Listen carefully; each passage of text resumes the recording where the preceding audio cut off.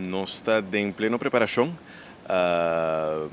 Nós está ganhando rápida reação depois da emissão que nós estamos tendo na Colômbia, como também na Rotterdam.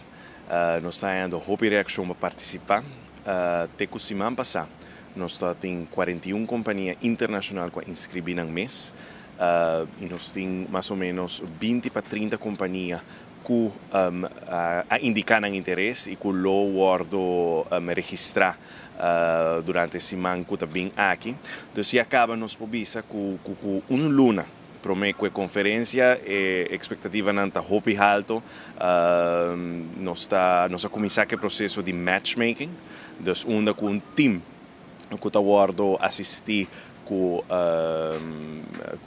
foi Holanda, como também foi Aruba, para pôr assim a combinação perfeita de duas companhias ou de diferentes companhias.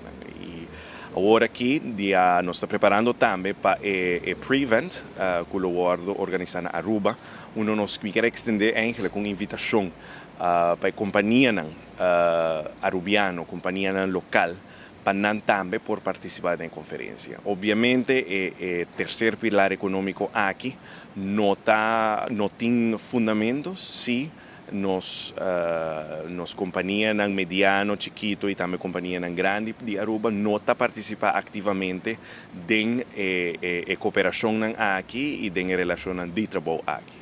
Nós delinear certo sector na nossa economia por participar, nós estamos sector de consultancy, sector de construção, sector bancário, que por um rol cardinal em uma relação de trabalho entre uma companhia europeia e uma companhia latino-americana. Uma demanda muito grande for de região do Caribe para expertise, para conhecimento riba terreno de sostenibilidade e de tecnologia.